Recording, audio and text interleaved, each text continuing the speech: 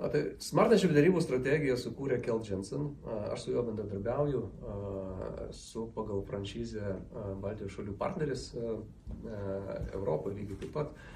Tai šita derybinė strategija, kuo yra įdomi, jinai nėra tai, kad kažkaip visiškai skiriasi nuo partnerystės kaip tokios, bet jinai papildo. Ir kaip aš minėjau, partnerystė tai paprastai praktiškai tai yra kaip.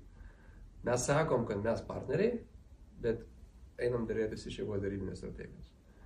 Tai va čia tokia apsimestinė partnerystė. Kai aš kalbu apie Smartnership strategiją, jeigu įgyvendinti, ten nėra vietos apsimetimui.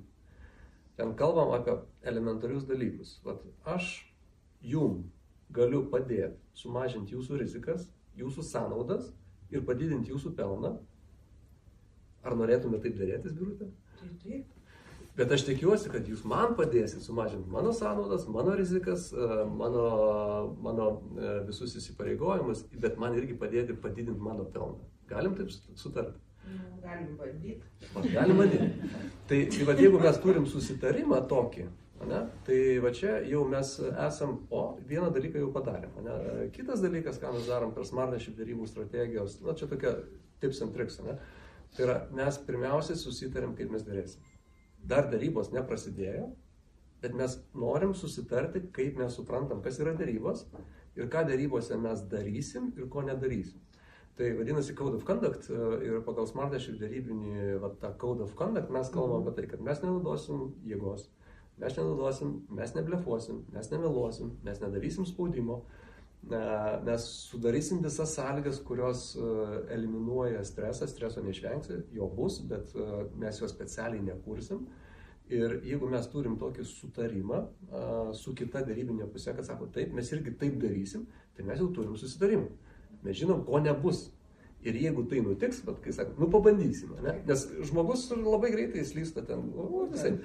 Bet jeigu mes turim susitarimą prieš darybas, ir jeigu darybų metu kažkas tai vyksta, aš tada galiu, ir čia mano pareiga, pakelti ranką ir sakyti, ar mes vis dar pagal susitarimą. Ar čia nėra taip, kad mes jau kažkur nukeliavom. Ir tada žmogus, visai būna, bet sako, ne, viskas yra tvarkoj, bet supranti, kad, čia pabandė. Tada suprantu, kad jisai grįž, Būna taip, kad negrįžta, įvairiai būna. Bet va čia yra esmė, tai yra susitarti dėl darybų taisyklių, nes mes darybas galim suprasti labai skirtingai. Mes visi tokie, tyrimą vykdau nuo 24 metų, tai Lietuvoje, žinot, kiek darybininkų komercijoje, pardavimuose, pirkimuose, versle, kada nors gyvenime turėjo darybų mokymus. Apskritai, kada nors gyvenime. Žmonės, kurie dirba, parduoda, perka, ten strateguoja, kaip man atrodo, koks skaičius Lietuvoje žmonių versle, kada nors gyvenime turėjo darybų mokymus. Tik 10%. 10% čia pagalvoju. Tai trečdalis. Trečdalis. Geriau. Čia kada nors gyvenime. Kada nors gyvenime. Bet kada klausi, kada, tai ten prasideda, ten 5 metai, ten 8. Tai va tie, kurie reguliariai atnaujina žinias, reguliariai tai mano tam vertinime tai yra kas 2 metus. Bent jau kas 2 metus. Tai tokių yra taip 10%. Tai dabar, žiūrėk, trečdalis apskritai turėjo, 2/3 dalyvaujančių versle neturi žalių supratimo, kas yra darybų mokymas. Jie nuėjo į maksimą, juos ten pamokino ir jie tada sako, wow, aš žinau, kas yra darybos. Ir dabar aš taip darysiu. Nepamokino, jie pasakė, tavo rankose yra galia ir tavo darybos tiesiog. Tai čia galima įvairiai vadinti. Tiesiog žmogus per praktiką nuėjo, jisai pamatė, kaip vyksta darybos ir sako, dabar aš suprantu, kaip yra darybos ir aš dabar taip darysiu. Tada nuėjo pas vadovą, vadovas ten vėl kažkokį pavyzdį davė, nebūtinai gerą, nes vadovas lygiai taip pat neturėjęs darybų mokymų. Sako, žiūrėk, spaudžiam, darom ten visą kitą. Okei, jis sako, gerai, dabar aš suprantu, kas yra darybos ir tokiu būdu mes viens iš kito mokomės. Tai va, ko tikėtis. Tai mes esam, kaip ne kaip, savamoksliai. Ir kai savamokslis, tai va tokį darybinį lygį ir darybinį matymą mes turim. Ir taip mes suvokiam, kas yra darybos. Bet jeigu pasižiūrėt giliau, tai darybos yra mokslas.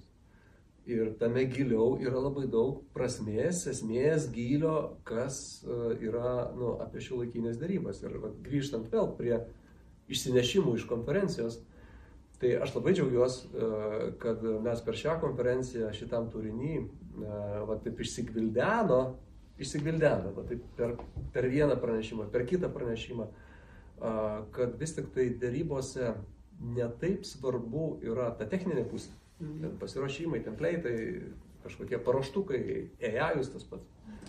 Kiek svarbu yra pats žmogus. Tas, kuris atėjo ir derės. Nes tai yra va, žmogus, per kurį vyksta susitarimas. Ir jeigu tas žmogus yra neparuoštas, nemokantis, neišeina, mes tokius susitarimus ir turime.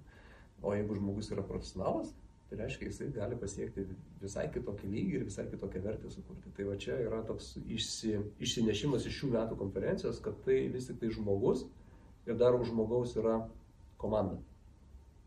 Nes be komandos, kažin ką vienas padarysi.